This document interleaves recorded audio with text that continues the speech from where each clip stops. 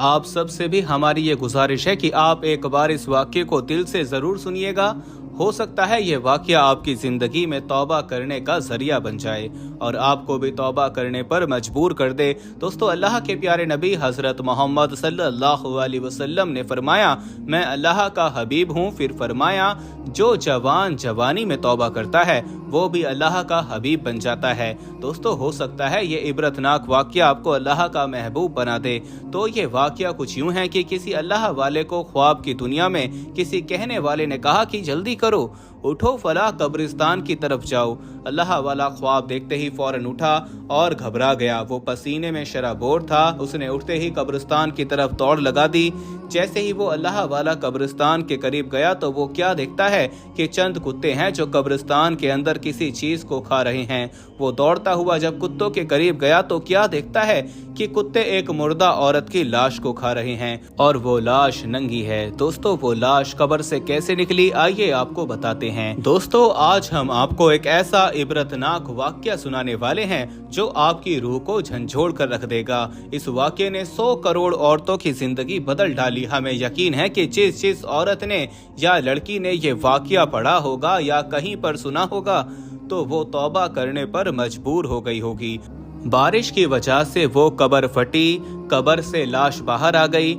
और वो लाश आखिर बाहर क्यों निकली? तो वो इसलिए कि लोग उस लाश को देखें, औरतें खास तौर पर देखें और इबरत हासिल करें। लोगों को इबरत हासिल करवाने के लिए अल्लाह पाक ने उस लाश को कब्र से बाहर निकाला और कुत्तों के हवाले कर दिया। अल्लाह वाले ने कुत्तों को भगाया। अल्लाह वाला ये सब देखकर बहुत ही परेशान हुआ। उसके रोंगटे खड़े हो गए।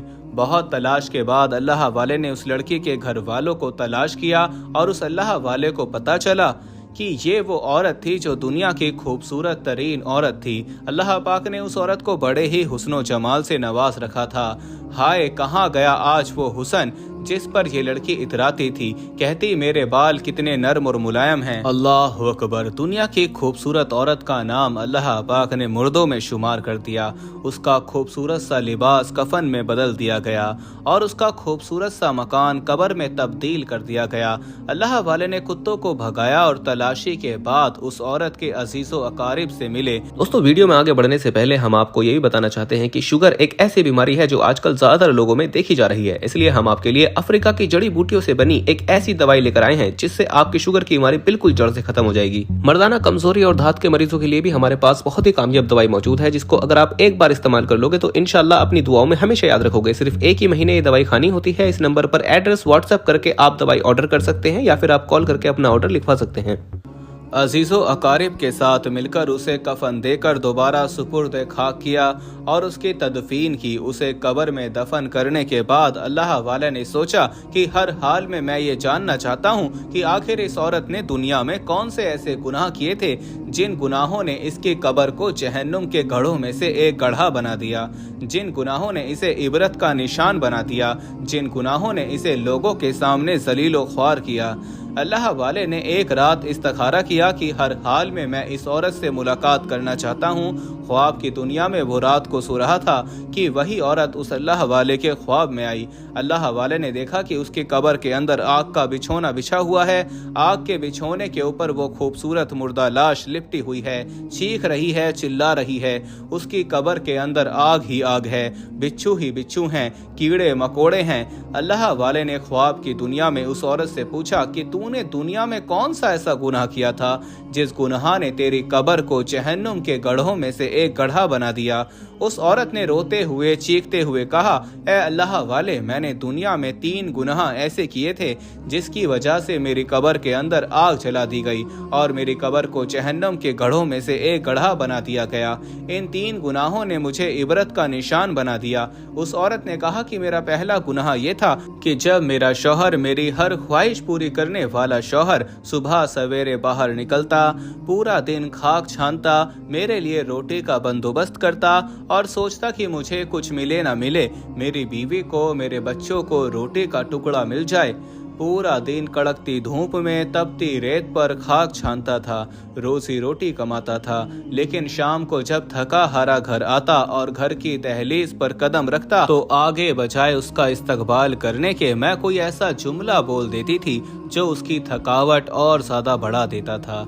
वो जुमला मेरे शौहर को दुख और तकलीफ देता। मेरा शौहर अल्लाह के सामने शिकवा करने पर मजबूर हो जाता। मेरा दूसरा गुनाह जो बहुत बड़ा है वो ये है कि मैं मुआशरे में फहाशी फैलाया करती थी, और फहाशी फैलाने के साथ साथ मैं शौहर की इजाज़त के बगैर अपने बालों का खूब अच्छे से ऊंचा करके जूड़ा बनाया करती थी और चेहरे का खूब बनाव सिंगार करके बाहर निकलती थी, और वो कहने पर मजबूर हो जाए कि ये दुनिया की कितनी खूबसूरत औरत है।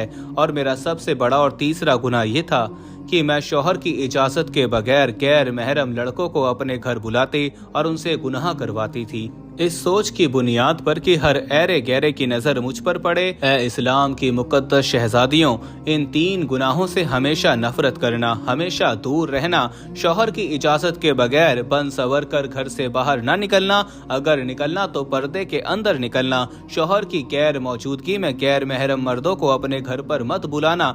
रसूलुल्लाह सल्लल्लाहु अलैहि वसल्लम एक दिन अपना सर घुटनों में डालकर ज़ारो कतार रो रहे थे। आका करीम रोते चले जा रहे थे।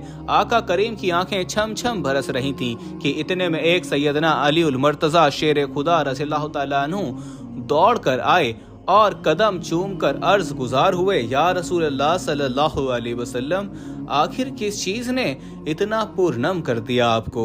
नबी करीम सल्लल्लाहु अलैहि वसल्लम ने फरमाया, मैं जहन्नम के करीब से गुजरा। जब मैंने जहन्नुम में झांक कर देखा तो मेरी उम्मत के गुनाहगार औरतों को अजाब मिल रहा था। फरिश्ते मेरी उम्मत की गुनाहगार औरतों को अजाब में डाल रहे थे। वो मंजर जब मेरी आंखों के सामने आता है तब तब मेरी आंखें खून के आंसू बहाती हैं। हजरत अली रज़ियल्लाहु तआला अन्हु ने फरमाया, या रसूलल्लाह सल्लल्लाहु अलैहि वसल्लम, वो कौन सी औरतें हैं और वो दुनिया में कौन से ऐसे गुनाह करती थी? मेरे नबी ने पहली औरत का हाल बयान करते हुए इरशाद फरमाया, ए अली, जब मैंने जहन्नम में पहली औरत को देखा तो इस हाल में देखा कि फरिश्ते उसके बालों के जरिए बालों से पकड़कर उसे जहन्नम की आग के दरमियान लटका रहे थे, और उस औरत का दिमाग चूल्हे पर रखी हांडी की तरह पिघल रहा था। वो औरत रो रही थी, चीख रही थी, लेकिन अफसोस, वो जिस कदर ज्यादा चीखती चिल्लाती थी, फरिश्ते उतना ज्यादा उस पर अजाब मुसल्लत कर देते थे।